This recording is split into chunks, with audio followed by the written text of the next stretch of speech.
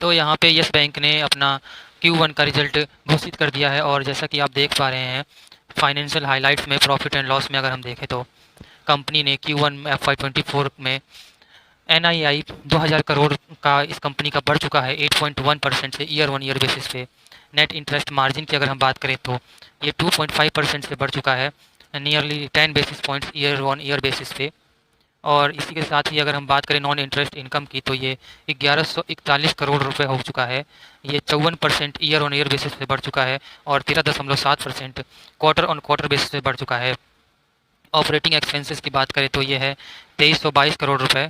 ये भी साथ में बढ़ चुके हैं 16% से ईयर ऑन ईयर बेसिस और 4.6% क्वार्टर ऑन क्वार्टर बेसिस पे। यहाँ पे कंपनी के एक्सपेंसेस भी बढ़े हुए हैं।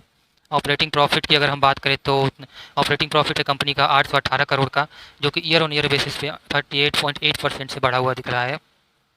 साथ ही अगर हम प्रोविजनल कॉस्ट की बात करें तो ये कंपनी के 360 करोड़ रुपए हैं और ये भी ईयर ऑन ईयर बेसिस पे 106.2% से बढ़ चुके हैं। But quarter on quarter basis पे ये 41.7% से डाउन हुए हैं। Q1 FY24 net profit to INR की अगर हम बात करें तो ये 343 करोड़ है, जो कि 10.03% ईयर ऑन ईयर बेसिस से बढ़ा हुआ है और 69.2% ईयर ऑन क्वार्टर बेसिस से बढ़ गया है। ये एक अच्छा साइन है इस कंपनी के लिए, इस बैंक के लिए।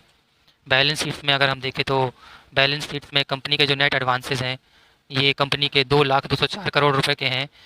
इसमें 7.4% ईयर ऑन ईयर बेसिस पे और 10.0% ईयर ऑन बेसिस पे एडवांस में ग्रोथ रजिस्टर की गई है।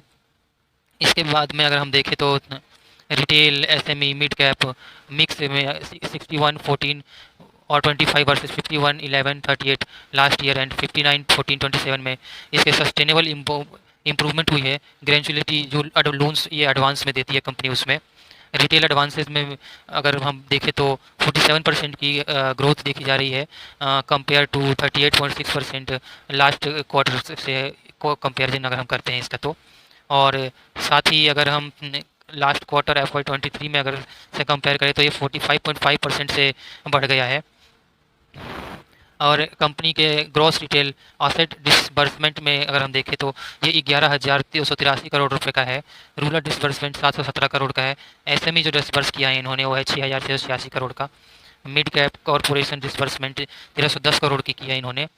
टोटल बैलेंस शीट की अगर हम ग्रोथ की बात करें तो ये 11.7% ईयर ऑन ईयर बेसिस पे ग्रो हुई है। इसका CD रेशियो जो है 91.3% है। ये 96.4% था FY23 Q1 में एंड 92.0% था लास्ट क्वार्टर में। तो ये अगर देखा जाए तो कम हुआ है कंपनी का, लेकिन इसमें ज़्यादा कोई फ़र्क नहीं है, तो इसलिए हम इसे ओके ओके सा लगता है ये देखने में।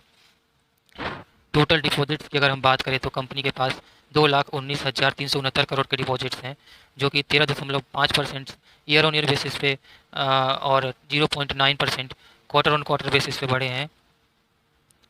और कासा रेशियो की अगर हम बात करें तो ये 29.4% है, जो कि as compare to this quarter ये लास्ट FY23 के क्वार्टर Q1 में 13.8% था। और 3,55,000 करोड़ के न्यू कासा अकाउंट्स ओपन हुए हैं बैंक में। Retail and small business deposits की अगर हम बात करें तो ये 17.9% ईयर ऑन ईयर बेसिस पे ग्रो हुए हैं।